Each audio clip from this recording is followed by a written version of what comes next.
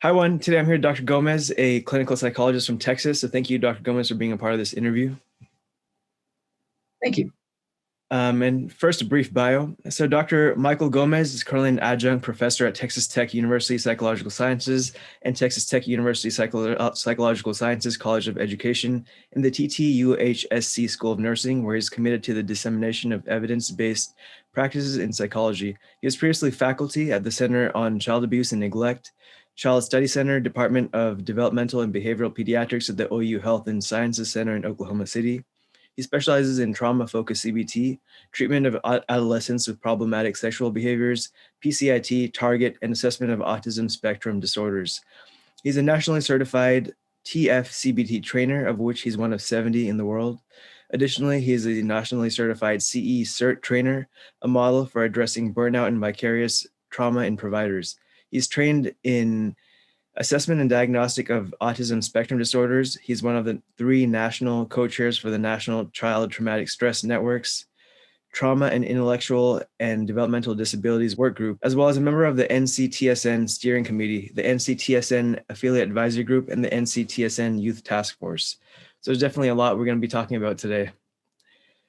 So before we go into the details of clinical psychology and some of these different specialties and maybe some specific scenarios, what exactly is clinical psychology and how is it maybe different from psychiatry? Yeah, and I'll kind of go backwards on that because scope of care is kind of what separates them. So the very short version is kind of de facto psychiatrists tend to prescribe medication. They're medical doctors, they're MDs.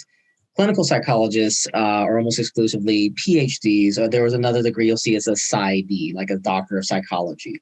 And so we do not prescribe medications. There are some states that you can get that extra certification, but that's kind of a good rule of thumb is you have to do medical doctor training. So one of my colleagues, who I think is a very good psychologist, said they do not like blood, so they became a psychologist instead of a psychiatrist, which is not the worst reason. But I've also had a few people who said they want to do psychology versus psychiatry because they wouldn't get to do therapy, really, and they like doing therapy or counseling. So really, if you think of like a counselor therapy, and there's a doctor behind their name for psychologist, that's probably one of us for psychology. If you're getting medications or medical procedures like, surgery or things like that, that's a medical doctor, which is a psychiatrist. And so to go to kind of the original question you had, like clinical psychology, there's many different forms of psychology. So you can be a PhD in social psychology or PhD in cognitive psychology or in quantitative psychology. Those are usually professors, academics. They kind of live and breathe in universities. Not always, but like I'd say for the most part. Clinical psychologists, they can be like I am affiliated with university, but I'm kind of a little oddball among clinical psychologists because a lot of clinical psychologists are usually doing practice, or they may be doing things that you actually might not expect the psychologist to do, like doing public policy work, going to state capitals and, working to, talk about here's why we need this particular bill to be passed for children or foster kids or kids with autism. And I often have people, especially undergraduates, say, should I get a PhD? And my usual quick reply to that is, if you only want to do therapy, then get a master's. You probably don't need to go that far. But if you, like me, don't know really what you want to do, and you have kind of no idea, you're like, I think I want to help you, but I don't know, do I want to do like teaching? Do I want to do policy? Do I want to do therapy? I'd say get your PhD because it's kind of a key to the city. It allows you to do a lot of cool things and stuff I'm doing now. If you had told me 10 years ago I'd be doing that, I would have been really surprised in a good way. I'd be like, oh, that sounds cool. I didn't know a psychologist could do that. So even psychologists kind of sometimes don't know what psychologists can do, and I'll stop there to see if that actually answered the actual question you're asking. So. Okay. And since you brought up some of the different specialties, what are the subspecialties of psychology? You talked about some of them briefly. Could you maybe explain them and maybe Sure. The types of things? Yeah. So I'll give you just some kind of Cliff Notes version because psychology is a little bit like medicine. There's tons of subspecialties, right? But the common ones are like pediatrics, cardiology for medicine. So I'll give you kind of some of the top hits for psychology subspecialties. So you can do something like I talked about clinical psychology, which I know we'll talk about a lot today. So I'll kind of just say that's for clinical problems, like something that you'd see a medical provider. You're depressed, you got ADHD, you were assaulted. That tends to come to us, and we might even be in the hospital to work with you. But let's say you're really not interested in doing that face to face, and you really like doing research. You like doing studies. That would be experimental psychology. You're pretty much living in a lab, and a lot of people like that. Now, let's say you're like, well, I'm interested in psychology, but not like one-on-one, more like how groups work. So we call that social psychology, and that's kind of psychology at the group level. You could say, well, I'm really kind of a math geek, and I kind of like numbers, but I want to see how those numbers can help people. That's quantitative psychology. And let's say like, nah, not really interested. I'm kind of interested in the brain, like literally the brain and how it works, but I don't want to go to medical school because I'm not interested in the brain in that way. That would be a neuropsychologist. And they're we consider them kind of siblings, and they usually are clinical psychologists because they're usually doing a lot of testing for people, sometimes for court cases, sometimes for I worked at the VA, Veterans Administration, for a year, very strong neuropsych program because a lot of veterans are coming back with traumatic brain injury from IEDs, from explosive device overseas. So we want to see kind of, well, what can they do? Can they really remember stuff? Can they, or is it no, their memory's pretty shot. And there's some other specialties. So there's also, what gets confusing is there's different kind of types of psychology that might not be like a job you can do, but it's probably is one within the fields I talk about. So for experimental or even clinical, you could see an experimental or clinical psychologist who identifies as a positive psychologist. And a positive psychologist is actually a type of, theory that talks about not just pathology like depression and anxiety, but how do we maintain peak experiences? How do we perform at the top level? And there's also the last subspecialty I'll talk about is called industrial organization, or IO psychology, which if you go to Microsoft, Google, and you see a psychologist there, 99 out of 100 times it's an IO psychologist. And we in clinical psych, we because they sometimes come from clinical psych, we make fun of them. It's mainly because they make way more money than we do. And whereas there's a little bit of jealousy, we'll be honest. It's they're really it's yeah, you can make fun of me, but I'm driving my Lexus. And it's you got us again, IO psychologist. And I do have friends who do that, and I give them a hard time and they give me a hard time right back. But that there's actually a need for those kind of psychologists. And then there's some other subspecialties like forensic psychology, where you're working almost exclusively with criminal courts, but usually that's a clinical psychologist doing that. So I'll kind of stop punctuated there just to make sure, because that can be a whole discussion in and of itself.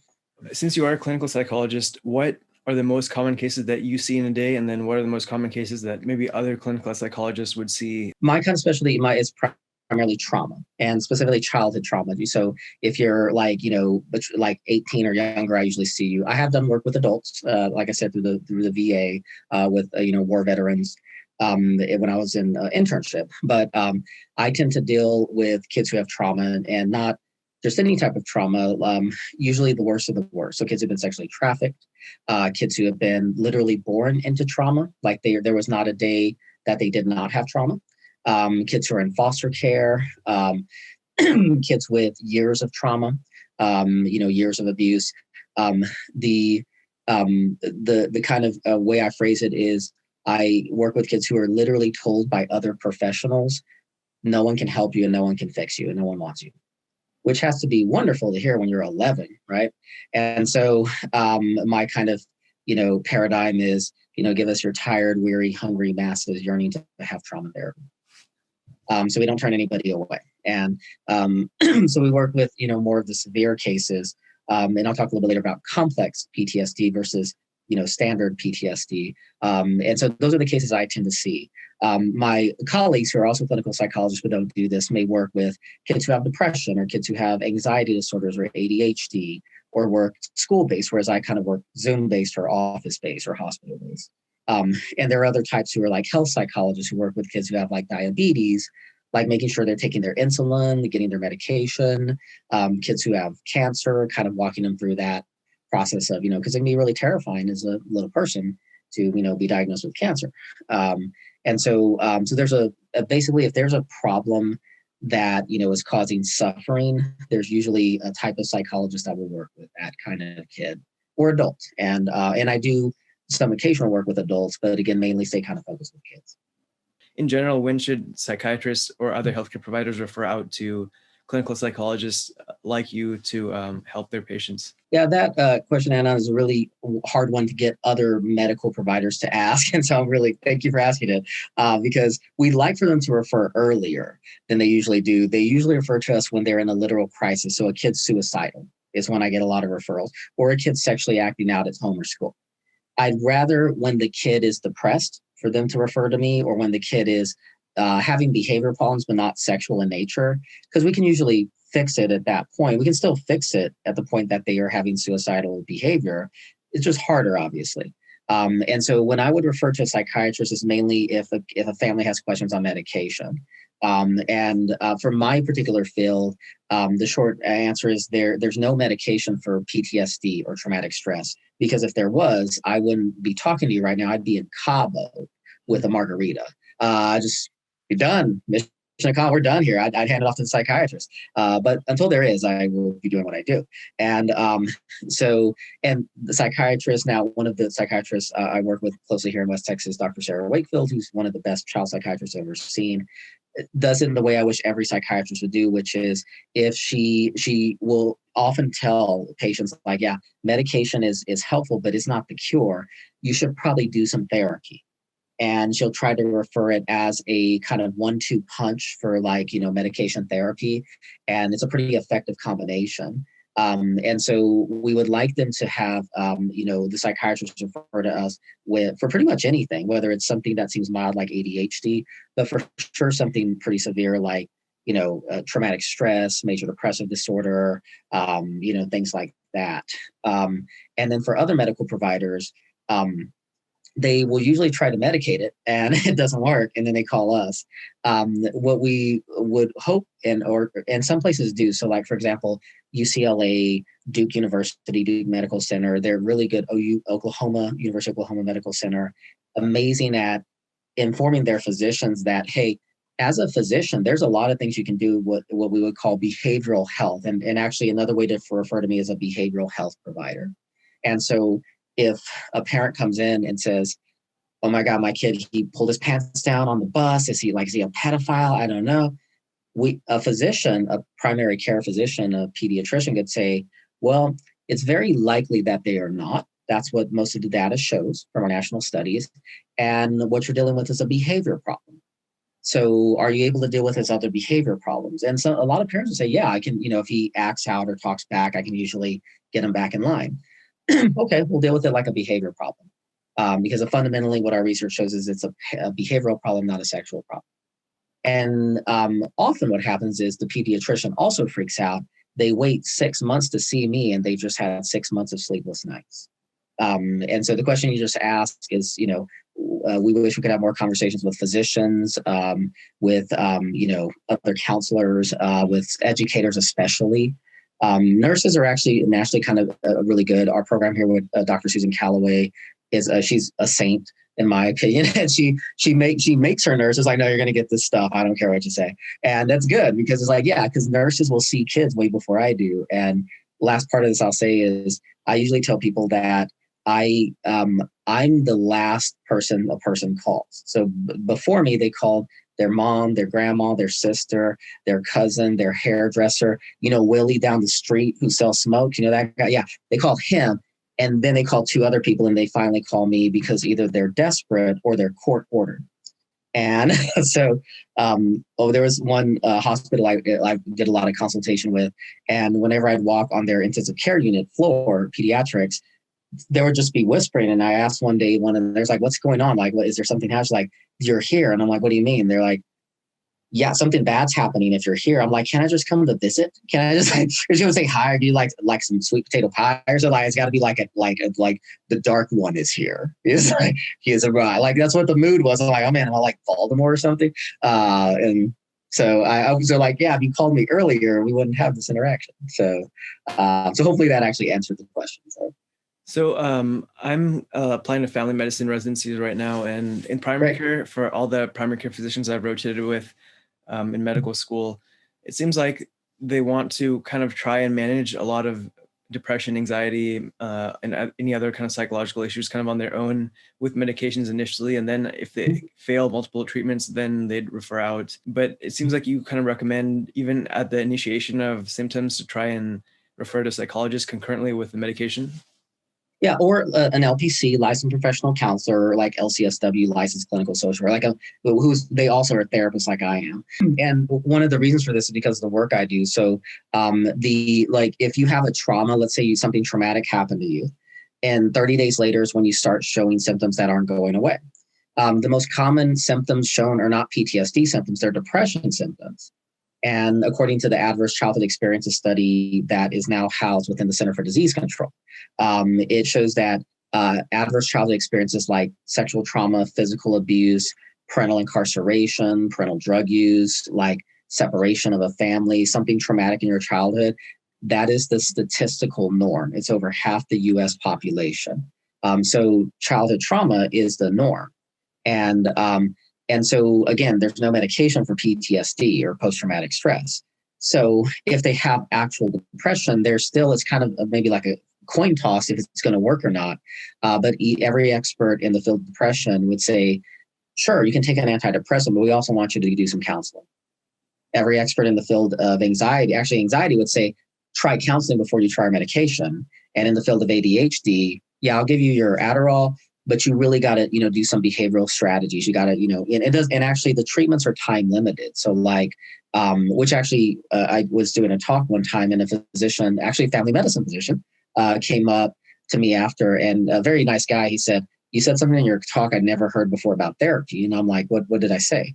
And he said, you said therapy has an end. It ends. I'm like, yeah, it does. It's time limited. And I think I'm a nice guy, but your kids should not see me till they graduate college. That's really ridiculous. But I think that's still the dominant kind of viewpoint of therapy, even within therapy, not just medicine, but within therapy. But our treatments, a treatment for depression called behavioral activation, about 15 sessions for a teenager, maybe 20 to 30 for an adult. For trauma-focused therapy that I do, probably about 20 sessions for standard PTSD, 40 at the most for much more complicated presentations. ADHD treatment, 20 sessions start to finish. And so it's going to be a time limited thing. And so I'll use Dr. Wakefield as a good example, would say, try 12 weeks of coping cat for your anxiety disorder. If you're not feeling better, sure, well, then it's probably a good time to talk about medication. But what we often see is that those behavioral strategies, those therapeutic strategies are really effective. And for some conditions, they actually recommend them over medication. Like for panic disorder, they recommend, exposure-based therapy is actually more effective than anti-anxiety or any other kind of medication. And so it seems like you're very passionate about psychology and especially the field that you're in. What made you decide on psychology and your specialty? And what was maybe your journey from being a student to finding psychology and finding your niche in psychology?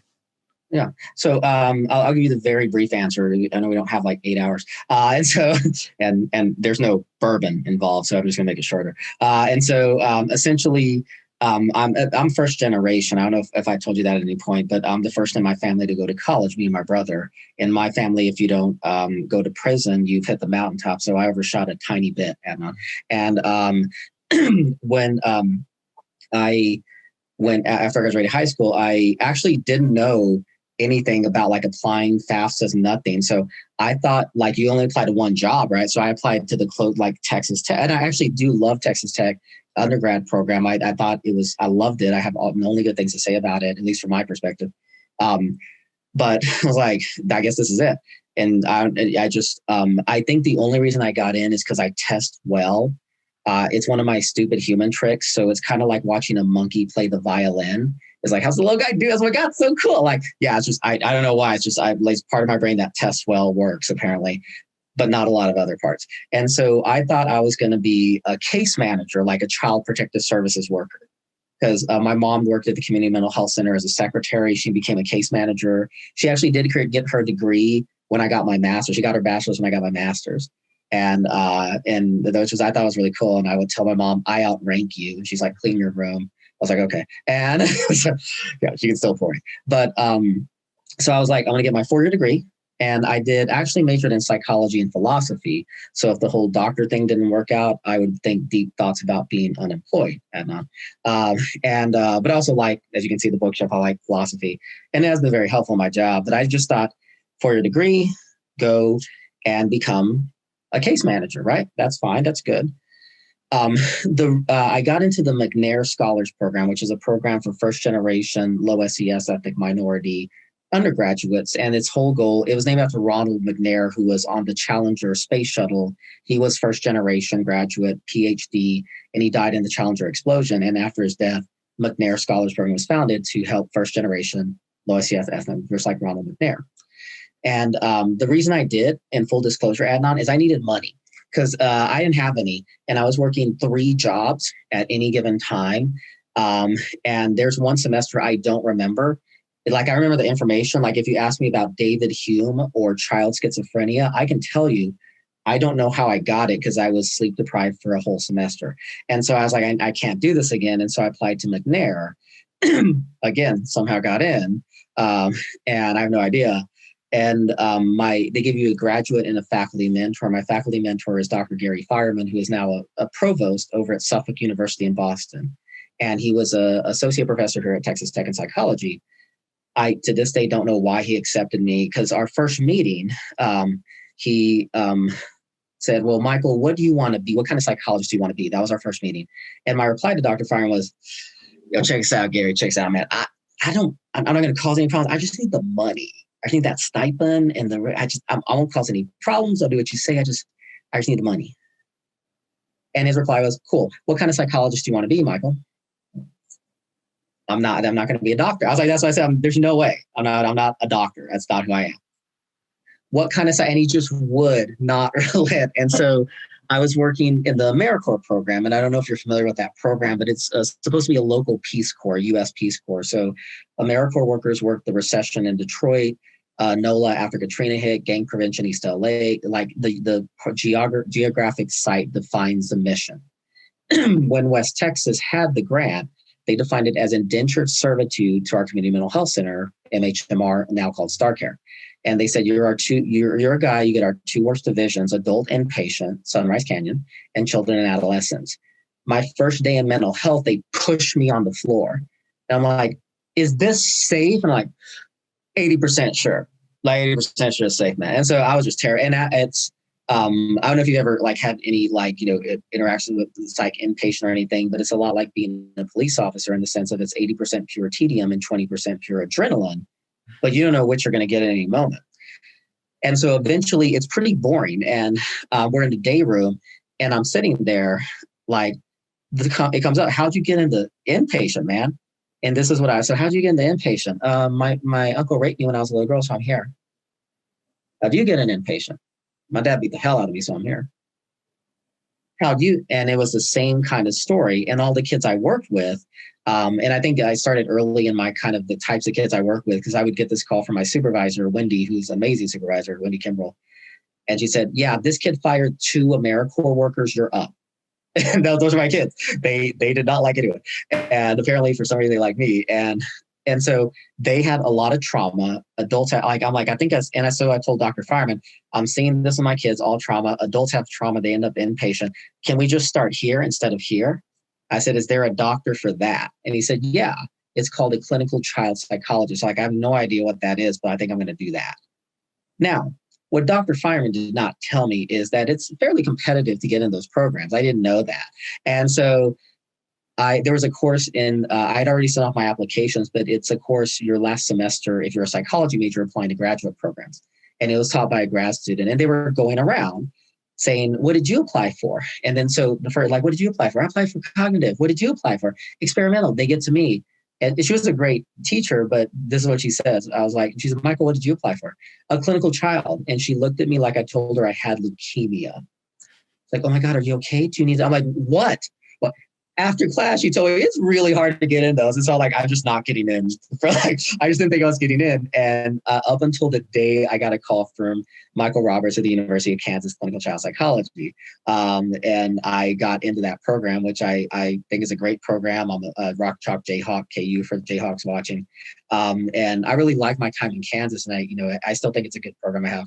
It's a strong program nationally usually, but I, again, have no idea how I got in. And so that's kind of what set me on that, but it just was, to me, always seemed really functional.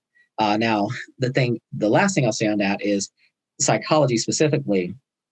Here's probably, I'm just going to keep it real with you, Adnan, and for people watching. Here's really what kind of pushed me over to do psychology, clinical psychology. I was in AmeriCorps, and one of my friends said, hey, we got a CP at Child Protective Services, a kid who had been, investigated for child abuse. This is by dad. So scenario is dad beat the hell out of mom, tried to kill mom. Kid is 10 when the therapy session's happening, 8 when the event like that got CPS involved. And my friend said, hey, do you want to see a session? And I'm like, that sounds like I've never seen a therapy session. I'd love to see that, right? You see it on movies, but it's not the same. And so they had what's called a two-way mirror, like a Law and Order mirror, like you can see them, but they can't.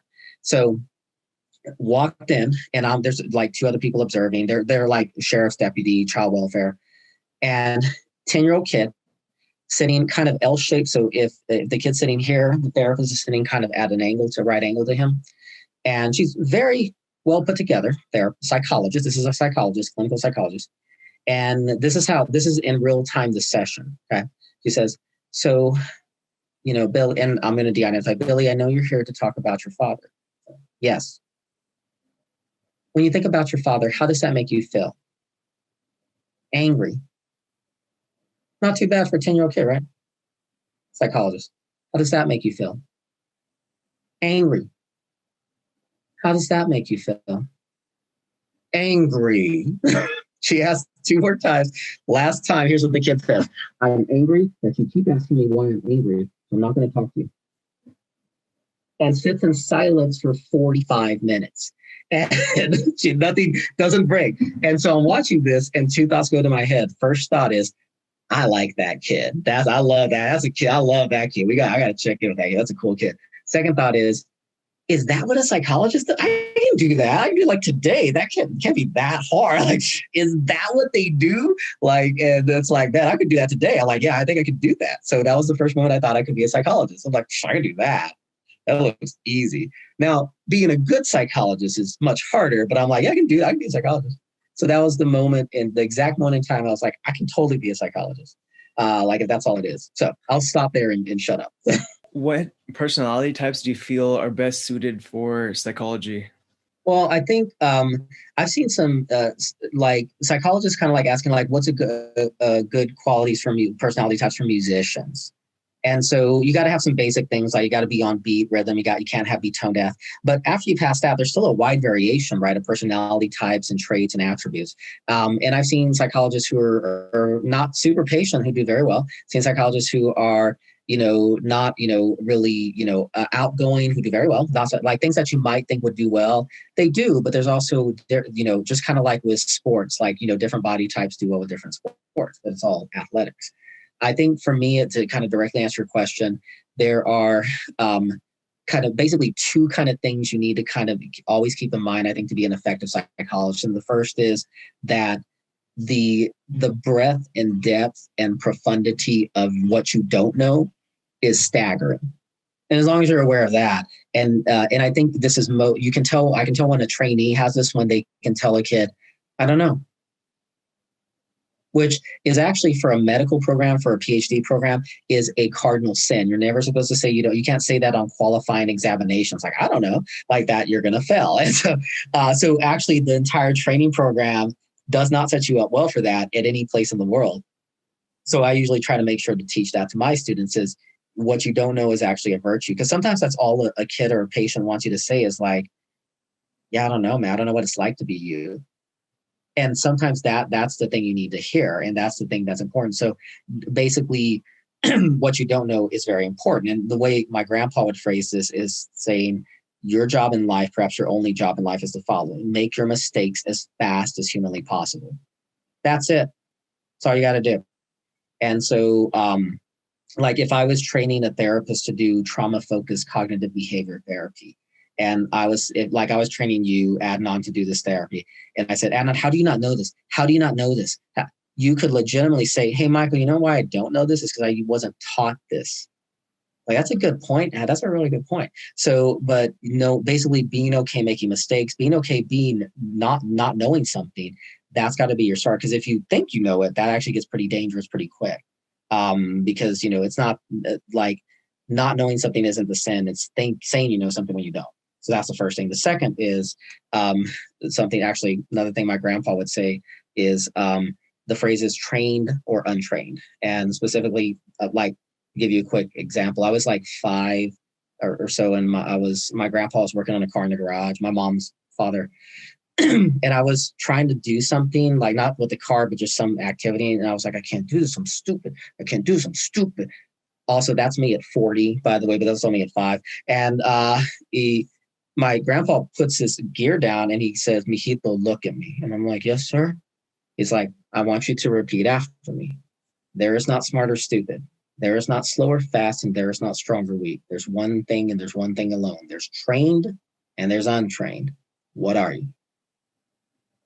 And now my grandpa served, he was the first person to cross the border in our family. And because he didn't have $5 more for gas, we're from Lubbock and not from Denver. So that's why I'm here. But he served in World War II, Pacific Theater, which they should rename because none of the good seats are at the front. His best friend was Korea, airborne, and his 3 of his sons were Vietnam, my uncles. And so I don't know if that's a military saying or not, but that's what I tell my trainees is we can train you pretty much anything, given some of the basic structures. Like you still have to kind of be like not a jerk. Like hopefully that's self-evident. But once you have this kind of basic kind of concrete foundation like that, and I think a good inclination is like, hey, this does sound interesting to me. This does sound exciting to me. That's usually a good inclination. You probably got those like prerequisites that we usually can't train. We can't train you to be nice. Like we just can't train that. I don't know if anybody or anything can train that. You also see this in medical programs. It's like, yeah, you can be a smart doctor, but you're kind of a jerk, man. That does actually matter eventually. But once you have that, we can train you in pretty much anything, so long as you got the first one. I don't know this. I just don't. Great. Then we can get you trained. So those two actually to me go in order. And those to me are kind of the hallmarks of not just a good psychologist, but a good therapist, a good academic, a good physician, a good nurse. What's the typical day life of a psychologist from maybe when you come in to when you leave? And then how is that different from maybe other subspecialists in psychology? Yeah, well, actually, I think probably a good example is my Monday, this actual past Monday, the 21st. I usually, this probably is not relevant to your question, but I get up, work out pretty early, get ready. I start probably about 8, 9. I start doing emails, checking in to make sure there's nothing I missed. Because I might have, since it's the weekend, sometimes my kids go into crisis. And since we're all tele, they might email me or something rather than call a hospital or somewhere there, because I don't usually, my job, I don't do active crisis response. I actually did that at some point, but that requires like going out to the home or, working with police or something. So about 10 a.m. was my first session. It's usually an hour long. We call it our 50-minute hour. So we do 50 minutes of time and then we have like 10 minutes of break till our next patient. And that's that kiddo is we call him transition age. They're not technically child, so like 18, 19, 20 is kind of transition age. So he's just doing this on his own. And we're in the middle of his trauma therapy. He had a lot of like emotional trauma, but he's finished phase 1 of therapy, the longest phase, and he's doing really well. So I was just basically checking in because it's the holiday season and we decided to do his phase 2 work after the holidays. And so I was doing basically just coping skills with him, safety check-ins, not because he's unsafe, but that's just pretty standard process. 11 to 12 and then lunch, and then 1 to 2, I'm doing consultation calls. And by consultation calls, I do a lot of training nationally. So I work a lot with the National Child Traumatic Stress Network, with the state of Michigan, state of Oklahoma, state of Washington, training therapists who are licensed usually or about to get their license to learn to do what I do. Again, trained or untrained. So the stuff I do, I really don't think it's not hard in the sense of like string theory or Kant. It's hard in the sense of shooting free throws. You got to do it. Like, so like LeBron James gets paid way more to shoot free throws than I do. And it's the only reason is because the Lakers don't return my calls. And that's the only reason. But other than that, like he just does more. He just practice and practice. And which is a cardinal thing for us. The acronym for our trauma focused CBT model, the acronym is practice, PRACTICE. And there's a domain under each one, and that's intentional. We got to be practicing and got to be staffing cases. So I'm basically consulting with them on their trauma cases in Austin or in Seattle or in Lansing, Michigan, or in Tallahassee, Florida. And, and I'm giving them recommendations about kind of here's what you should do, or here's how to work through this, or here's how you go through this file. So I'm basically troubleshooting on those calls for therapists. So then we take to 2:00, had my patient, she's now 20. She finished her therapy at 16. She came in after her third suicide attempt because she had multiple sexual trauma across 3 years, 11 to 4 years, 11 to 15. And so the promise I make to every kid is, and this is stylistic to me, that to completes therapy with me, is that you can always come see me again if you need help, as from that point until I die of a stress-related stroke at the computer I sit at currently, and any time in between. And so this kid, I see her like once a year, usually just for check-in. And this one, it's actually pandemic related. She's saying, am I doing okay? I'm like, are you having nightmares? She's like, no, I'm not suicidal. I'm not depressed, but like I kind of snapped at my husband and I feel a little, like kind of sleep is a little off, but not. It's like, yeah, you're in the middle of an apocalypse and that's pretty normal. It's just that you learned a lot of coping skills. So like March, April, May, June, July, you were actually using them and they were working. But, even if you're a marathon runner, if we get you on mile 50, you're probably going to be breathing pretty hard. It doesn't mean you're not a good runner. And so we're just basically doing what we call booster sessions for her. And then my other call after that was to talk to, he's an academic philosopher he lives in Wisconsin, but works with Indiana and Illinois. And we're working on a research project to look at how we can use philosophical tools, like stuff from Aristotle, stuff from Kant, Spinoza, in actual therapy practice. And it's a research initiative. And then my last kiddo, she is a foster kid, adopted foster kid, and we were doing trauma therapy with her. And so there's a mix of like research, there's a mix of like, consultation process, teaching, training, and also, of course, direct live therapy over Zoom. So that's probably a pretty typical day for me. So. Again, and when does your day end? And does that change on the week or the day of the week? Yeah, well, the answer to that, Anon, is child trauma never sleeps, nor shall I. No, actually, my day ends at about usually like 6-ish, and I actually try to have been a little bit better about that because, as you can tell, you can do this all day, right? And it's not healthy. And so usually my day, I try to clock out 6 at the latest. And I'm usually pretty good about that. Especially with the pandemic and everything being from home, I had to reset that to make sure. I was really bad about it pre-pandemic. I'd leave the office at like 8 or 9 sometimes. I got there at like 7 a.m. and it's not healthy. In primary care, one of the big gripes is that you only have like 10, 15 minutes, sometimes 20 minutes to stay with patients. And in psychiatry, I noticed you have a longer time with patients. You mentioned the 50-minute hour. Is that usually how much time you get with patients, or does it vary, or how's the amount of time you get to spend with each patient? Yeah, for psychologists, I think you get about, for a therapy session, it's like about an hour. And you can have more throughout the week, but usually it's 1 a week for outpatient. Now, if you're doing group therapy, that may be 90 minutes or 2 hours. And for like, if you're doing a psychological evaluation, like doing IQ testing for depression or ADHD, that could be literally a whole day, like 8 a.m. to 5 p.m. And so we do get a longer time, but also we're probably doing more minute work about things like reading disorders or things like that, which a psychiatrist would not do or, be trained to do. But when we talk to family medicine people, there actually are therapeutic interventions that you can do that are 5 minutes, like motivational interviewing, things like brief CBT, or things like the target model from Julian Ford and Rocio Chang. They can be done in pretty fast increments, like 30 minutes, or like 5 to 10 minutes for motivational interviewing. So there are things you can do that are therapeutic and that you can tag on. And I actually did a year of pediatric primary care when I was in Oklahoma. And we got it, if they were nice to us, the pediatrician would give us about 15 minutes max to come in and do a consult, which, we can get the job done there, but we'll often refer out. If we're given a brief intervention, that's usually enough time.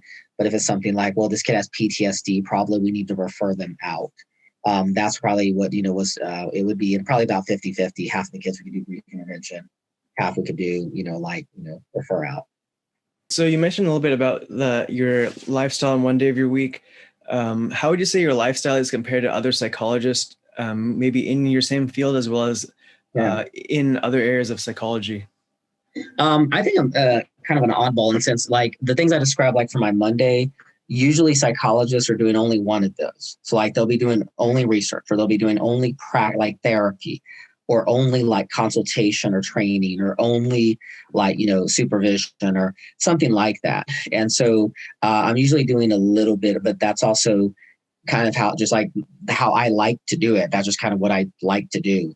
If I tell people, if you want to know what like an external representation of what it's like to be in my brain, go to any Buffalo Wild Wings in the United States. And that's essentially what it looks like all the time in my head. It's just like just all this other stuff. So I think I'd be really bored. And I have been really bored when I just did one thing. On the other hand, I have very close colleagues and friends who are saying like, you're insane. I would lose my mind if I had to do all those things. And I'm like, I'd lose my mind if all I did was psychological evaluations, 5 days a week. It seems like you've done a lot of maybe non-clinical work alongside your clinical activities. How would you, or what opportunities are available non-clinically? You mentioned a few of them, like lobbying and things like that, I believe. What are some of the other opportunities that are available for psychologists, and how would you pursue those different non-clinical activities? Well, the one thing, and I have like my trainees who are actually trying to get their degree in psychology, clinical psych, ask that exact same question. And I think there's and I don't think it's a misconception, but it may be a misperception that, well, you got to look for those, or like, they're just really hard to find.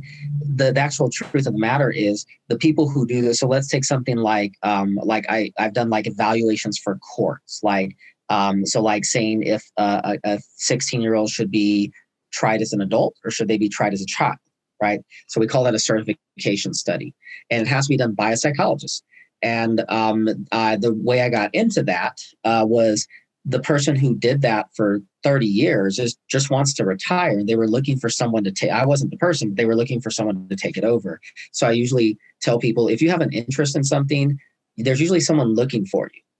And even if you just put that out there, so like, kind of the networking sites we have, like APA, ACA, National Child Traumatic Stress Network, International Society for Traumatic Stress Studies. It's a relatively small community. And so if you just express your interest pretty, transparently and explicitly, often people will be interested in looking for you. And I think there's the psychologists as a whole tend to have a self-esteem problem. I also tend to have that problem. It's like, oh my God, do they want to pick? Like, basically, I don't think they're going to pick me for dodgeball. And and that's very real. I'm not making fun of it. I am and I am not, because I'm like, yeah. But, you realize quickly that people are looking for you. And if you have an interest in it and you're not a jerk, they'll usually take you under your wing. And usually try to, and I thought I had a good experience with that, because the gentleman who was doing that was pretty clear. It's like, hey, just try it. And if you don't like it, and saying I didn't. I was like, that's pretty cool to do, and I may do it again, but I don't want to do this for the next 20 years. I was like, cool. And so things like that. So if you're interested in, like, for example, like I want to be part of crafting state legislation for foster kids, there are people looking for you. And there are people who want you to do that as a psychologist. And if you want to do research or do teaching, or like you want to do work with, so for example, one initiative I've done is with the El Paso Police Department, through one of our amazing police officers, Sergeant Arturo Sinclair, on secondary trauma and burnout after the Walmart hate crime back in, not this August, but the last August. And that was just because I had worked with his wife, who's a nurse, who's a psychiatric mental health nurse practitioner, Dulce Sinclair. And she was saying like, hey, you might want to try this. And it worked out really well. And they, Art and Dulce had put together a beautiful, like community and also set of skills to help, not just police officers, but like nurses with secondary trauma and burnout. And that was just because it's a small community. Not a lot of people are doing that work. And so if you have any interest, you'll usually be able to find someone who can support you in it. What's the most challenging, or what are the most challenging things about being a clinical psychologist? My usual reply to that is, and it still holds, everything but the kids. Like everything, like, and I'll say everything but the families. So the parents can they're fine, but it's all the other kind of system stuff that things with like, well, we're not going to bill for this kid, or like, they're not going to have access to services, or like we need to, it's, things like at the systems level where they just really don't understand the pain.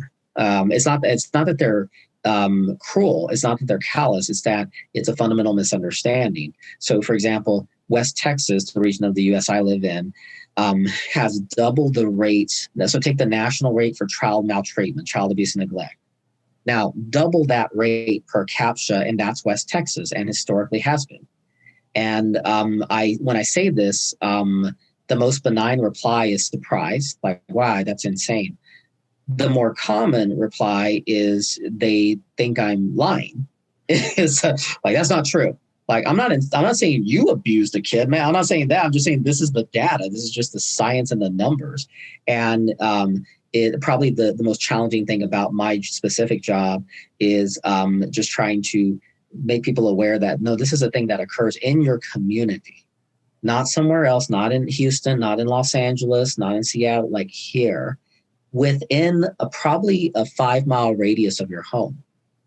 And they just like, no, it happens on the other side, like it happens in East Lubbock where you're at. Like, no, it happens everywhere.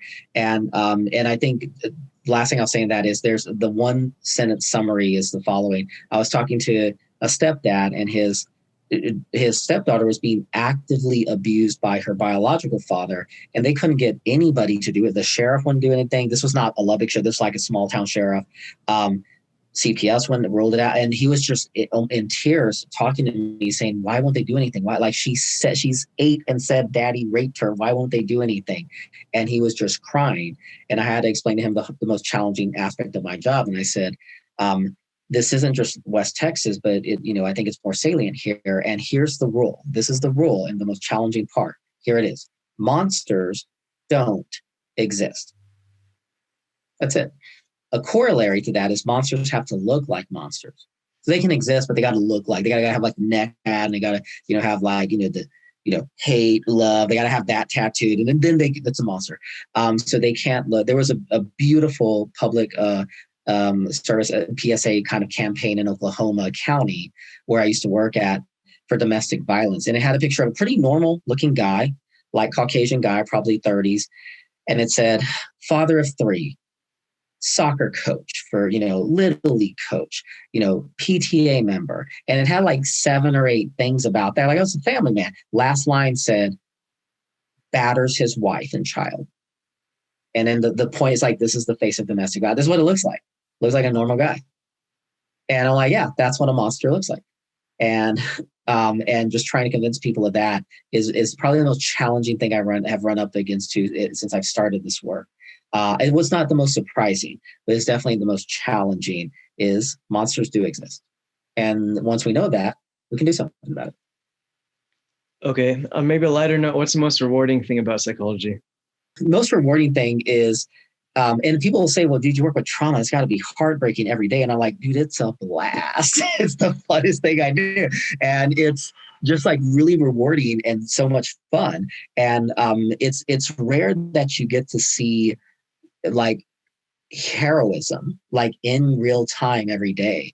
And one of the things I'll tell my therapists, especially when they start going in on their first trauma case, because they're terrified, like, I'm going to hurt the kid, like, you will be fine.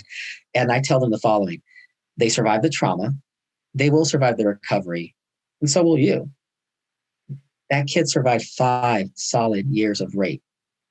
He'll survive 20 therapy sessions. You will too. And it's the coolest thing to see that change. And one of my colleagues who's a TFCBT trainer, Jen Wilgocki, says, when you start trauma therapy And when you end it, that kid here is a different kid. You have a different kid and a different parent and a different family. And I think that's pretty accurate. And to see that change in real time, like to see the world change, to see a world change is so beautiful and rewarding. And you're so freaking cool, man. And you'll see it, and not all even in real time. But one of my kids, 10-year-old kid, was talking about his dad, an alcoholic who was very abusive, going through his story, said, and that's when my dad said, "You're stupid." But I'm not stupid. It's stupid to drink and hurt people. It is, yeah. And it's so cool. And one of my kids, when they're finishing, he told me how he was going to be Batman because he overcame his trauma. I'm like, that's so cool. He's like 8. I love this kid. I'm also a Batman fan. But just to see yeah, you have your life. And for parents too, I've had parents say yeah, I got our life back. We got our kid back. And way my grandpa would phrase it, he always had the saying that being lost is so very, very close to being found.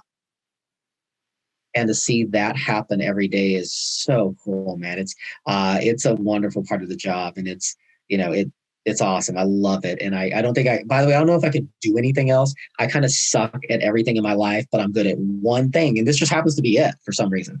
But it's really fun, really rewarding. And you get to see heroes, basically. I get to see heroes every single day and get to see their journey and it's the greatest honor of not just my career, but of my life. It's so fun and so cool.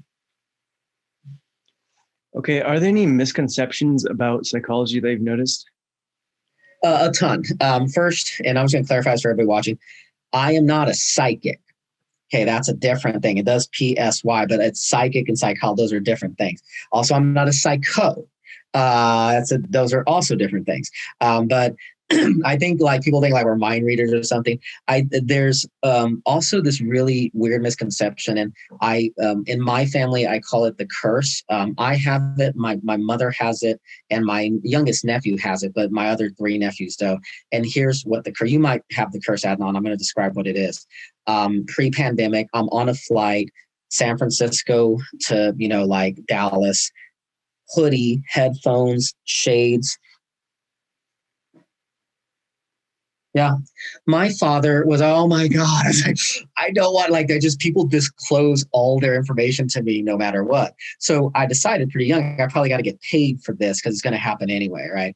So my mom never got paid for it. But it's just I'm just going to vent to you and just tell you my problems. You're going to fix it. I think probably in terms of clinical psychology, the phrase I usually use is, we don't fix anybody. People fix themselves. That's what it is. And the other phrase I use, especially with my kids, is all change, all control is self-control. All change is self-change. And it's basically I'm a glorified personal trainer. It's kind of weird when parents come and lie to me about, Dr. Gomez, we did all the homework. We did everything you said. His score went up 10 points. Well, no, hey, I don't care. He's not putting holes in my wall. It doesn't affect me at all. So if you were my personal trainer, Adnan, and I came to you, I was like, yeah, and I ran 5 miles every day and I ate salads every day. Well, Michael, you gained 5 pounds. It's I didn't. It doesn't affect me. And I don't know if some therapists don't realize that either, is I think there's a lot of psychologists who have that misconception that we have to fix people. We don't fix anyone, they fix themselves. And so that I think is probably the biggest misconception about, therapy and psychology, at least from what I do. Going into maybe the training programs and the training process for becoming a psychologist, how do you become a psychologist, and what are your tips into getting into a good program and then a good specialty program afterwards? Now, actually, it really doesn't matter. You don't have to major in psychology. One of the best psychologists I ever saw was a math major. And so it was great. And, there's you don't necessarily need a psych program. Also medical school, one of the best physicians was a music major. She's an amazing physician and probably the best pediatrician I've seen. Her name's Dr. Amy Back. She's probably the best, just best developmental behavioral ped. She's so good. And, music major, I was shocked. You play because she started talking about Rachmaninoff. I'm how do you I'm a music guy. Wow, that's insane. I'd learn something new about her. But yeah, and so I think it might help set you up well if you kind of get that information. But really, you probably the best advice I can give at the undergraduate level is do research with a lab, with any lab. It actually doesn't have to be research connected to what you want to do. You're not learning necessarily about that topic, but of the process of doing research, because that's what you're going to do in a clinical program. It'll also let you know, hey, do I want to do a clinical program because I'm going to be doing research, or should I just do straight counseling and get a master's because I don't like this research stuff? It's really good to find that out at undergrad rather than after all the student loans that get you a master's, right? And so, so that's the first thing I'd recommend. GPA for clinical programs is, they really want you to have it kind of like 3.8 or higher across the span. Sometimes they only look at your psychology. So if like you had a rough start your freshman year, it doesn't torpedo you. And then also the GRE you got to take. And a lot of undergrads will say, well, what score do I have to get? And really all of those things come together cumulatively. Now there are some programs, but they're starting to die off like dinosaurs for good reason. That's well, you didn't get the score on your GRE and not, so we're just not going to look at it. Then those programs will lose you. And then another program will say, hey, his GRE may not be stellar, but man, look at this guy's CV, man. This guy has gone there. Like this guy has all this experience. Because we're looking for we're basically like NBA scouts at the graduate level. We're looking for someone we can train. And everybody in every graduate program in the world is looking for the clinical psych equivalent of LeBron James. Right? I want that kid, and we want to be the people who found that person, right? So we look at it cumulatively. So that's, and also thinking of it like that, like you're building your team. So yeah, you got to have a good center, but also you need some point guards, man. And you need someone who can get the rebounds. Yeah. So kind of think of it as you have to have all these ingredients, and no one ingredient really makes your application. But I think the one thing, if I could go back, and McNair was really helpful in making sure I didn't mess it up, is research. You need the research. Now, let's say once you get into a program, there's still a lot of wiggle room, right? And I usually tell people, it's nice if you can find an advisor who has your topic interest, but I, at this point, highly recommend that if you have a choice between an advisor who has your topic interest, but you don't know if you click with them or they're a good advisor, and an advisor who they're not doing anything you're interested in, but man, they seem like a good mentor, pick this man or woman. Because you need a good mentor to kind of take you through this process of psychology, because there's not a lot of people who've been through it. And if you have someone who maybe they do doing your topic, but they're not a good mentor, not great. But someone maybe it's related. So maybe you're interested in ADHD, and but this isn't a strong mentor, but this person is doing something with diabetes and psychology, but they're a really good mentor. Pick this person, even though you have no diabetes interest. So that would be another one. The last thing I'll say on that is, I think a lot of people, even especially if they're in graduate school and they made it that far, or even at undergrad, they're worried about making the wrong decision. And I usually say you usually can't, by the time you get to that point, you're not capable of making a wrong decision, but you are capable of making a closer or farther decision. So you'll probably be happy if you did health psychology instead of depression and stuff.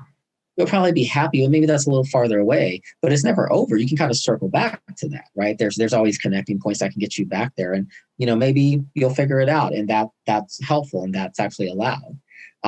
But one of the things I do with my trainees and people who are, especially at the undergraduate or graduate level, trying to kind of figure out what they want to be when they grow up, is I point out that I say nothing is arbitrary in your life, and you got to look at the non-arbitrariness, because oftentimes students will talk about, I just fell into this. I just got lucky.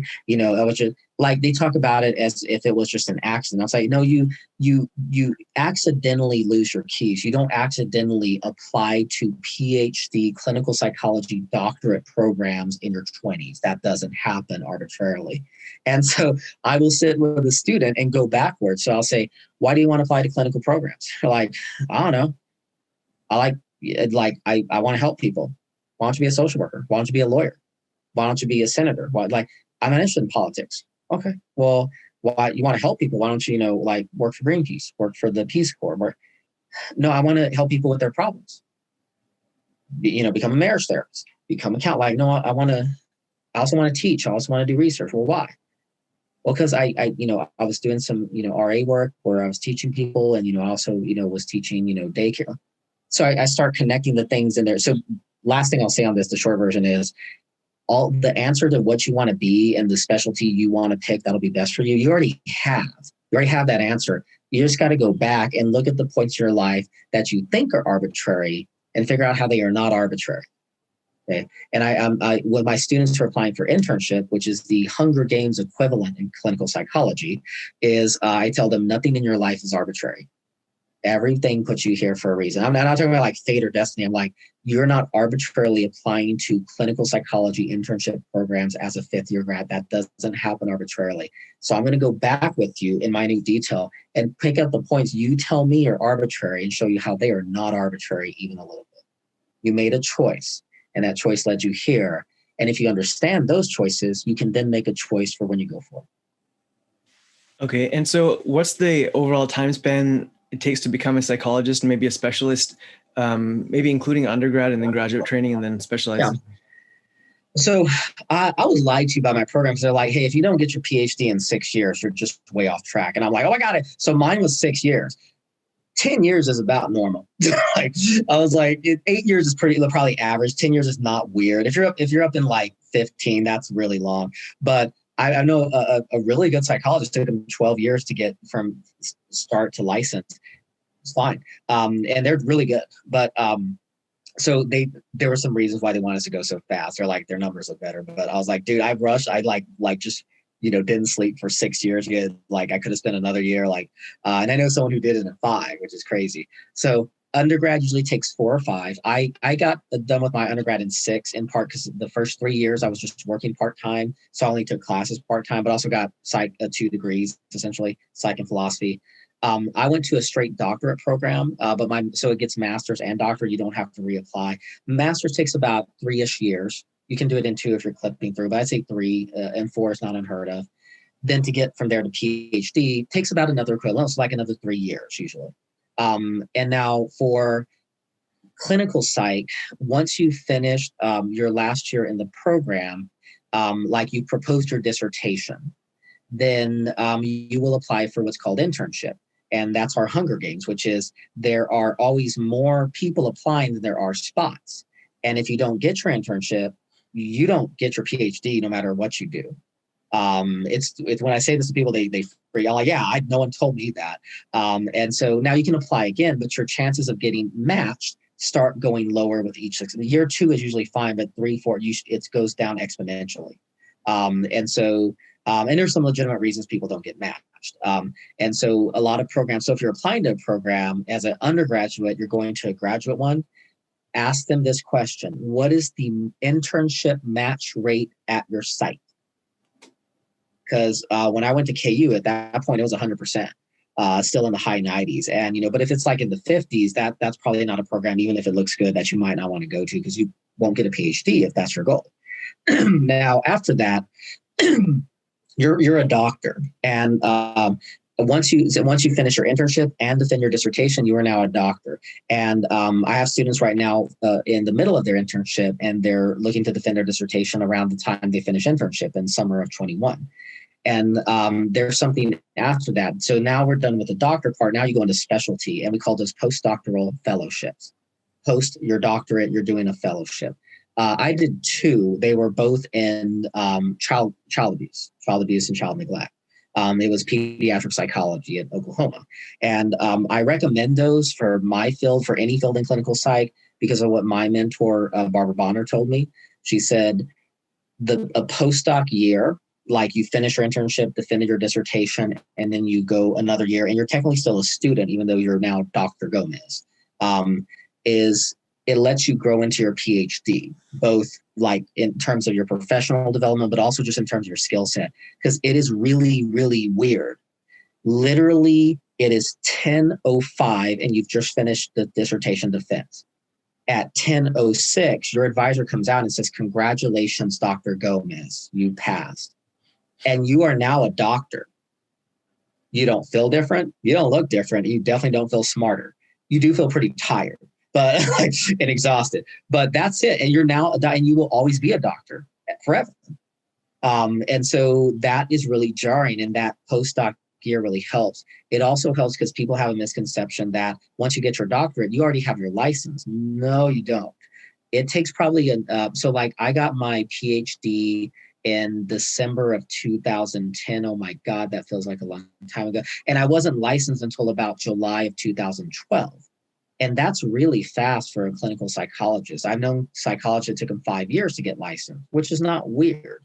And so the postdoctoral fellowship also allows you to get hours for your licensure without having to like pay somebody to do that. And you also are able to grow into your PhD. And so all that together. So my undergrad was in 98. So that's the first semester, fall of 98. God, that feels like a long time ago. That's when I did undergrad. And then I got my PhD. So I'll just do the numbers. Bachelor's came in May of 2004. My master's came in about 2007, mid 2007. PhD December of 2010. My licensure got completely approved by the State Board of Oklahoma in 2012, July. That's it. You're done. There's nothing else to get. And so basically from 98 to 2012 that's by the time you are official, like you don't have to take any more tests essentially, unless you want to. But to get the PhD, it took about 12 from start to finish, which is not unusual. And that's I'd say pretty average for doing a clinical psych program. From the time you leave high school to the time you are Dr. Gomez, that 12 years is about right.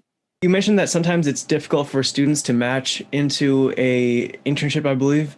What are tips that you'd recommend psychology graduate students to take advantage of to match into some of these programs? Actually, a lot of my time is spent prepping my students in our psychology students for that. I don't know if I'm the best person to ask because the traditional wisdom is tend to kind of have a focus of what you want to do. Like, it doesn't have to be like 10-year-olds with ADHD who have FA. It doesn't have to be like that. And we recommend against that, saying, I think I want to work with teenagers. Great. You're probably good there. Or like, I want to work with trauma. Cool. You're probably good if you're that specific. And to me, that's not super specific. So because essentially, if your an internship selection committee is looking at your application, we're not looking for a perfect student. We're looking for someone we can train to be one of us, to be part of our team, right?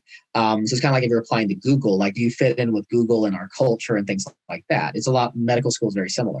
And so I think students are always worried about getting enough hours, and it's a lot like the graduate school application. No one thing will torpedo you. We're looking for a bunch of things together.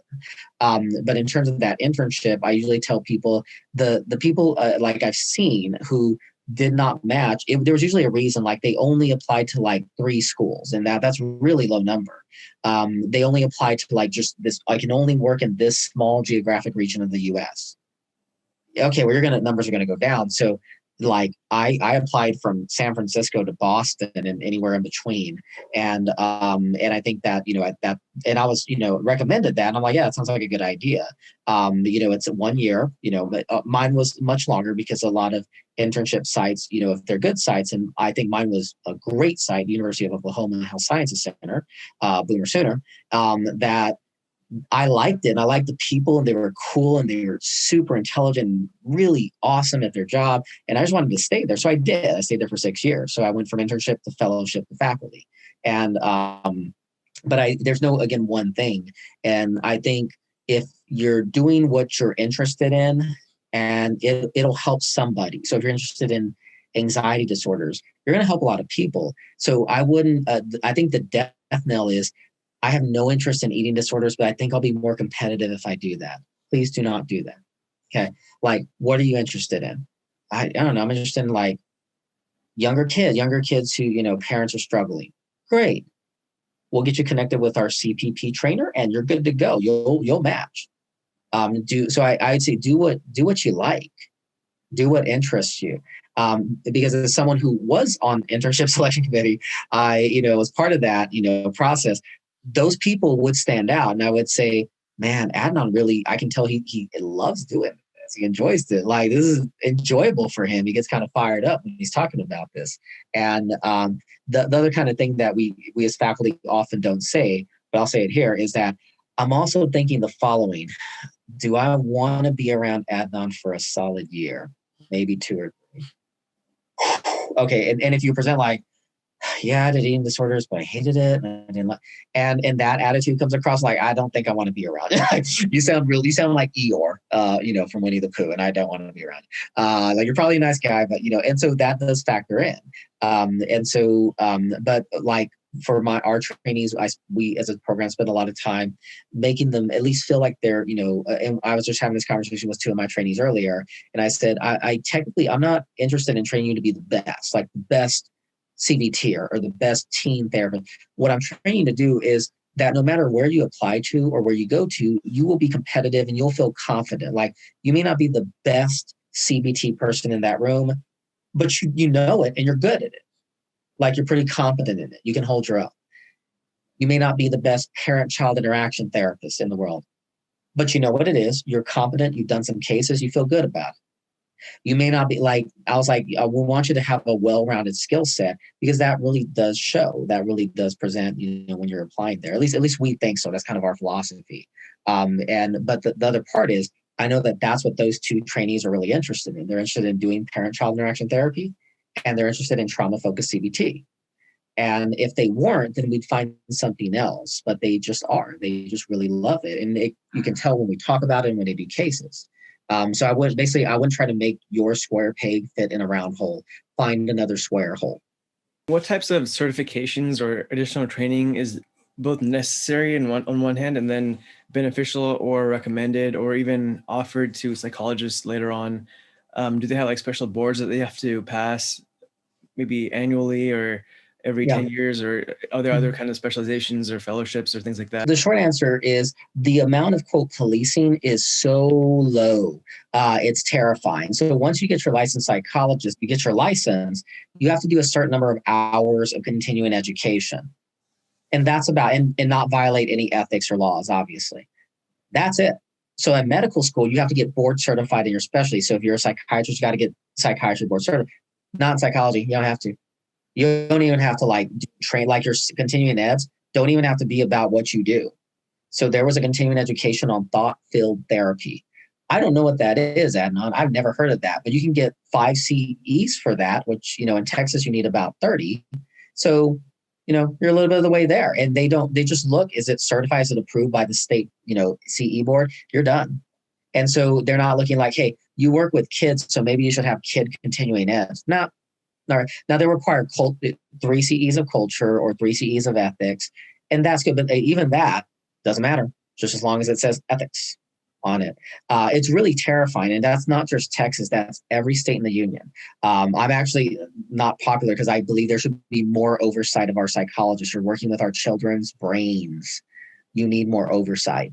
Now, there are those options, though, like you can be board certified. They call it ABEP, American Board of Professional Psychologists. You can be ABEP, ABPP in certain things, but it really doesn't affect your income, doesn't affect your status, doesn't affect your licensure. Now, it can make licensure easier if you're moving states, but not required by any state.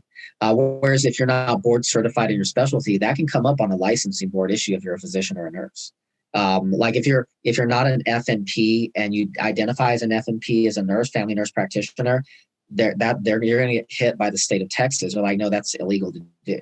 If you say you're board certified in psychiatry and you're not, you're going to get hit by the state of Texas or any other state.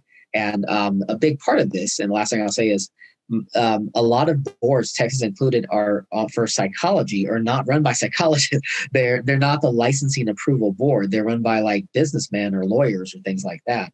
Whereas like state medical boards are almost all physicians. I'm trying to think of one that isn't. And so now that's changing and they're trying to tighten that up, especially post-pandemic.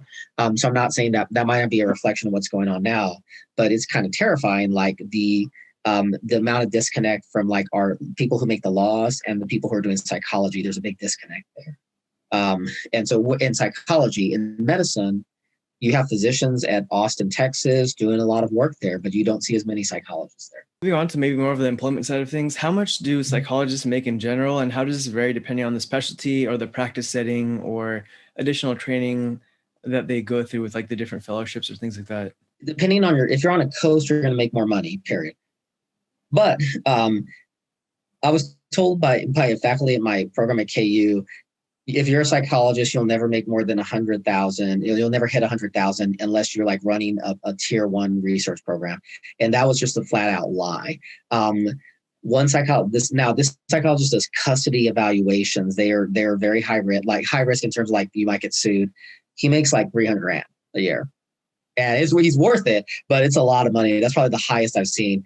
My salary for this last year, and I'm okay saying that. It's just weird when people are kind of weird about talking about money, and I never understood that. And so for this last fiscal year was 100 grand. And so now that's kind of spread with like costs like licensing fees and then insurance fees. So there's some overhead there, but in terms of the the Zoom world, not too bad. And that's also pieced together from like trainings and then income from like the university and things like that. But in terms of finance, I think I'm doing pretty well. And also if you're like me and have a lot of student loans, you'll be okay. Because student loan programs will work with you. And I did report that to my student loan program, like, hey, here's what you're going to pay a month. Great. And it was pretty fair. Now, ironically, the specialties don't really affect your income. People will pay, and I've seen therapists who are not even PhDs and are really crappy therapists make like, $200 an hour, which, I'm like, wow, you probably need to be doing at least decent therapy for that much an hour. But people pay them because most people don't know what therapy is, much less how much it's worth. And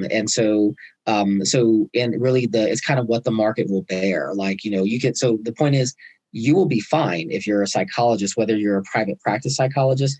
They do tend to make more just because they know the money better. Like if you're an academic psychologist, we're not, as good as the money because like there's no course that we take on finances. We take history of psychology. We don't take like, how do you do medical billing? It just doesn't happen. And so they should probably change that. But you will have a good income. You'll do fine. And if you do want to make like six figures, you can probably do it. Now you might not be able to do it like working at, as an assistant professor at a university, probably won't. But there are many other perks to that. So like you may get your benefits retirement package may be radically better out of university than doing private practice, where you just got to make that on your own. And so part of what I do when I talk to students is talk kind of through these issues about, what's the benefit of doing that? What's the benefit of doing contract work? What if you're doing work with like state entities like I do? How do you set those rates? But yeah, you do okay. And it's, and you tend to have a pretty good life in terms of finances. For those interested in maybe increasing their income, is the best way to work in private practice on the coast? Like, is it more geographical? And then in times of practice? Oh, no, not at all. You can work anywhere. I joke with one of my private practice colleagues, we should probably start a practice in Wyoming because there's nobody there who's doing what we're doing, and we'd clean house.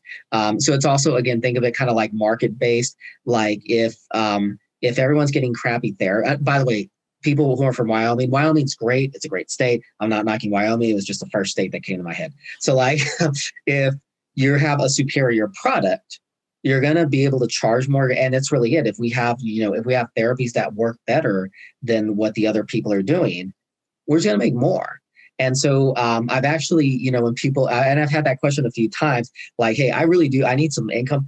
Should I move to like New York where we can get, and like, actually, not really, because you get paid more, but cost of living in New York is like like $3,000 for a studio, man. I know. So it's gonna wash out. So I would advise go somewhere, where the cost of living is pretty low, and then open up a practice. Like if you're really asking, like you'll move anywhere in the US, go to somewhere like cost of living is low, Montana, open there, go clean house. There's some great therapists in Montana, actually. There's just not a lot of them because they're all in like Portland and Seattle and San Francisco. Like, because it's really nice in those places. And like, it's nice in Montana, but it's just not like there's no Williams-Sonoma there. And so like, it's like, yeah, if you're serious about this, go to a place where there's not a lot of, and actually had one student do that there in an area of Texas that has pretty much no behavioral health services. She's the only game in town, and she is doing quite well for herself.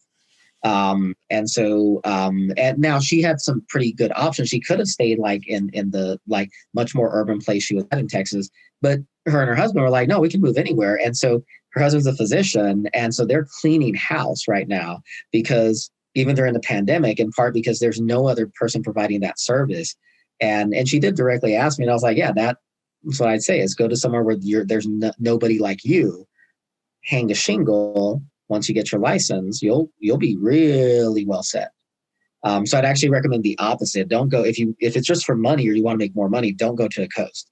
Come inland, right? Come to a place that doesn't have. And there's some really nice places that don't have a lot of mental health services. There, they may have like one really solid place, but then that's it.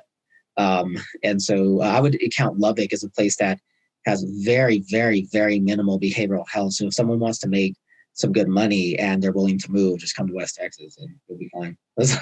Going into a little bit of the details of a therapy itself, what's the overall workflow for like a psychology session? Is it an initial assessment period where it's like taking a detailed history, and then you do some diagnosis during the session, and then you do your CBT in the session, or how does it work? Actually, that's a pretty good description of it. So that might be spread across like their first 2 or 3. So I usually will do, the way I do kind of therapy is, since I do child therapy, everything is driven by the caregiver, because all of the research we have on therapeutic change, if a kid gets better in therapy, caregiver participation is the one thing that will load the dice. Basically, it's the strongest predictor, bar none. The PhD or master's, doesn't matter. Inpatient, outpatient, doesn't matter. Caregiver participation, they're supporting the kid in the skills. So session 1 is with the caregiver, and I go over consent, confidentiality. We do assessment. Session 2, the kid comes in. Caregiver's usually present. We do the same thing, consent, confidentiality, some assessments. And by that point, if I need an additional session, that would be session 3, but maximum 3 sessions. I'll have diagnostics, treatment plan ready. It's actually very similar to how physicians will do it. They'll take some labs, they'll do some vitals, and they'll be like, hey, give us about 72 hours. We'll get your labs back, and then we'll be able to tell if you're pre-diabetic. And then we can have a good idea of what you're like. Do you need Lantus, or can we just do this with like dietary change and exercise? And so it's a very similar process. But by that point, we're already starting therapy. And the sessions, a lot of them, we call them manualized treatments. Some of them are like you read the manual, but most of them are not. It means that there is a book, and I'll actually show you. This is our manual for trauma-focused CBT. This is it. Now you got to do a training in it. You can't just read the book and do it. But essentially, we're following that progression, that sequence, just like you would have like a manual, like manualized kind of practices, or kind of an algorithm for if someone comes in with asthma, right? It's like, give them antibiotics. No, that's not part of the algorithm. Like, there's certain steps. Now, does a person with asthma need antibiotics for some conditions? Probably, but that's not our algorithm. Right. And so we have that set for most of the things we deal with. And so, and I often share those with parents saying, hey, this is what we're doing, and this is a manualized protocol, and you'll know what's coming ahead, which, like if you get shoulder surgery, they'll say like, so Adnan, this is, Emily, she's your anesthesiologist. We're going to put you under for about an hour, and they're going to go through the steps. You're like, cool, great. But that's how therapy should be. So parents and kids are usually aware of what we're doing. Adult therapy, same thing. But essentially, you described it as an assessment period followed by let's start targeting interventions, and we'll kind of triage in order. So if a kid has depression and PTSD, all things being equal, we probably start with the PTSD because maybe it's causing or exacerbating depression. Once PTSD treatment is finished, reassess for depression. If it's not gone, we do a depression treatment. So we may have multiple phases of treatment, but ultimately we're using those diagnostics and metrics to guide our decision-making. Could you maybe briefly explain or briefly describe what some of these therapies that you or techniques that you use are, and then we'll go into detail into some of these soon after. So things like CBT and maybe dialectical behavioral therapy, other things like that. The short version is, most people know what the term evidence-based medicine is, right? So like medicine based on research, clinical trials, best practices, expert consensus, right? So the example I give is like, if you had strep throat, all things being equal, you get some type of like amoxicillin, kind of like that would be a normal recommendation, all things being equal. You go to CVS, they give you your amoxicillin, a little bag, and that piece of paper that has all that information on it? Well, that's the research. And we usually rip that off, throw it in the trash. It's a miracle, Adnan, and no one cares. It's a modern miracle. But if you wanted to know, like, hey, is this safe to take? Has this been used on humans safely? If so, how many times? You could get that. It's in the packet, or you could look it up online at the FDA, right? And that's because of evidence-based medicine. Now, whether it happens or not, 100% of medical schools say we train you as a physician in evidence-based medicine. That's a non-issue. There was a research study that went out, it's been a while now, like 4 or 5 years ago, on evidence-based therapy, which is the exact same idea, but for therapy. Like clinical practice, consensus, research trials, expert, all of that stuff. And it was specifically for, they found similar results with adult therapy, but this one was on children. So they looked at clinical training programs that will like psychology, counseling, marriage and family therapy, things like that. And they said, and it was a survey monkey. So one of the questions was, is your program training your students in evidence-based therapies? Here are the results. 80% proudly said, nope, we're not doing that. 20% proud said, yeah, but since it was a survey monkey, we don't know. So in that 20% is, hey, Adnan, here's the book. Good luck. That technically counts. Or you can do what I call the NCTSM method, which is, so Adnan, you want to learn trauma-focused cognitive behavior therapy. So first, you're going to read the book. Then you're going to attend the 3-day online training. And so before that, I want you to do the web-based training. It's about 12 hours. So, you can start and stop when you want. Then you're going to do, 2 semesters of supervision with me. If you're licensed, you'll do 12 calls across 6 months, staffing cases. After that, you need to complete 3 cases. So there's a long process there for certification, right? Now that 80% breaks down into a couple of modalities, evenly split. One is called eclectic therapy, and my supervisor described it as jack of all trades, master of none. So I don't know, like where you grew up, Adnan, if you've had this term. In West Texas, we call this a suicide. And here's what a suicide is. You go to 7-Eleven, get an empty fountain drink, Dr. Pepper, Gatorade, Mountain Dew, Sprite. I don't know what you call that in your neck of the woods. We call that a suicide. And you get all the fountain drinks in one drink, and it tastes like concentrated battery acid. And that's essentially eclectic therapy. So Adnan, I know existential psychotherapy, I know CBT, I know family systems, I know object related. Like, cool. That kid right over there, he's suicidal. What do I do? An existential approach. I don't care what the existential. I need to know a plan. They have all breadth, no depth. Now, the other one is non-directive therapy. And you may have heard that as play therapy. And I did 2 years of San Trey Gilliam play therapy by my advisor at the University of Kansas. And there was a kid, and that's not an evidence-based therapy. I had a kid, 11 years old, came in for aggression, non-compliance, worked with him for 1 year doing San Trey play therapy. Year later, he's just 12. He's exactly the same kid, still aggressive, still not compliant. And I asked my advisor, hey, Dr. Jackson, how do I know this therapy is working? Michael, play is the language of the child. Well, how do I know this is working? Michael, children communicate through play. It was weird. Like, you can't, that's a basic question. She couldn't answer it. And I realized it wasn't that she couldn't answer it. That paradigm has no answer for it. It's just, we're just going to follow their lead. We're just going to interpret play. And it's actually how therapy looked like under Sigmund Freud, essentially. And it just doesn't work. It's not effective. It's not harmful, but it just doesn't do anything. And so I switched to evidence-based therapies. And that's essentially the biggest difference there is that now, can you be trained in play therapy and also be trained in TFCBT? Absolutely. And I've actually seen some of the coolest therapists I've seen have had play therapy training and then learn trauma-focused CBT or learn parent-child interaction therapy or learn DBT. And they're just so good because they have all this, I'm not a touchy-feely person. So they have all these cool tricks. And so, but essentially, the types of treatments we use are, and actually my center, the University Resilience Community Center that I run, and is 100% dedicated to evidence-based treatments for children and families. We're in a 300-mile radius. We're the only center that can say that.